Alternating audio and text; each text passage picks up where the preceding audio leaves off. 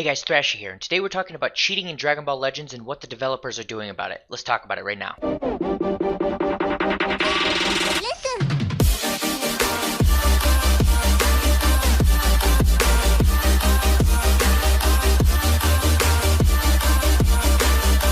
Okay, first things first, I want to talk about the fact that there's still a lot of cheating in Dragon Ball Legends, definitely not as much as there used to be, but you still have a lot of people who are using the DC glitch to get wins. Now, I'm going to throw the form at the bottom of this video in the description so that you can send a message to the developers and let them know that you want this fixed. I know that they're working on it, but I want to actually talk about the issue itself, why it hasn't been fixed in the 7.5 months the game has been out, and the fact that a lot of people are pointing to the bug that came out with Super Saiyan Bardock, the fact that they fixed it almost immediately in comparison to this actual bug, and why it's not apples to apples when it comes to fixing that versus fixing this. Now, before I go any further, I want to point a couple things out. One, I don't know what's actually going on behind the scenes. I don't work for the company. Obviously, I didn't help program this game, but one of the things I want to point out here is I was a game developer. I have been a professional game developer for multiple companies, and that means I wasn't just making games on the side as a hobby. I was getting paid to make games for actual game studios, and the real key here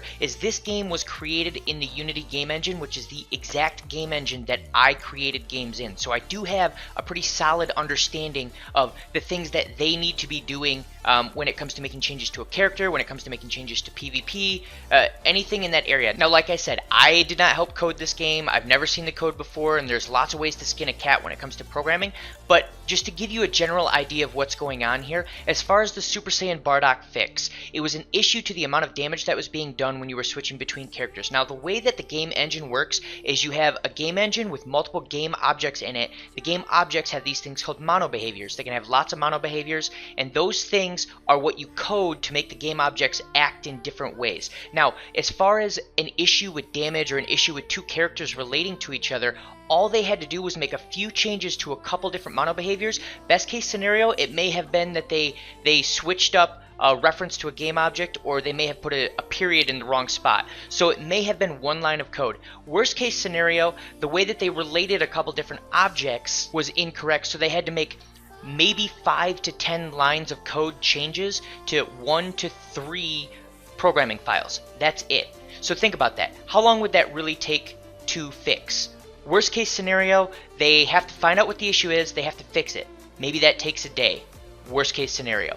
Then they have to send it over to the quality assurance team who has to test it, and then they push it to the main project and they can put out the update. So you can fix that in most cases in a day, not a big issue. Now let's think about what it takes to fix this DC glitch. And before I actually talk about fixing that, I want to point out that there have been many other cheats in PvP that have been fixed up to this point. The reason that this one seems to stay is not because they're not working on it from a programming side, it's an implementation issue. So let's think about this. I'm not going to go through all the different cheats that are out there right now, and I feel a little mixed about telling you how this specific cheat works, but essentially what you do is while you're playing, if you're on Wi-Fi, you switch off of Wi-Fi just long enough to start to lose connection, and then you switch back onto Wi-Fi. It will disconnect both players and you both get a win. Okay, here's the issue. You can code any type of implementation where it says, oh, if you get disconnected from Wi-Fi and reconnected, you take a loss. Well, what about people who legitimately get disconnected?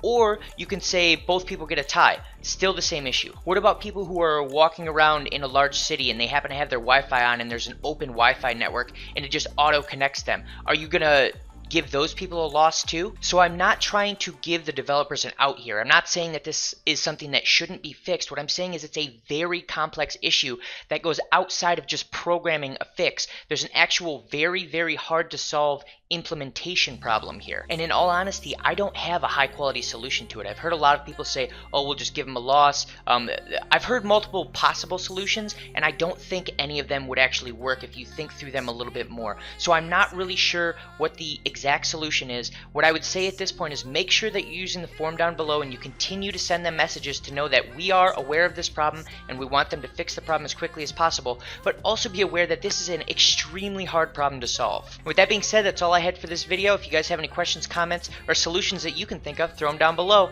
And if you like this content, make sure to like and subscribe, and I'll see you in the next video.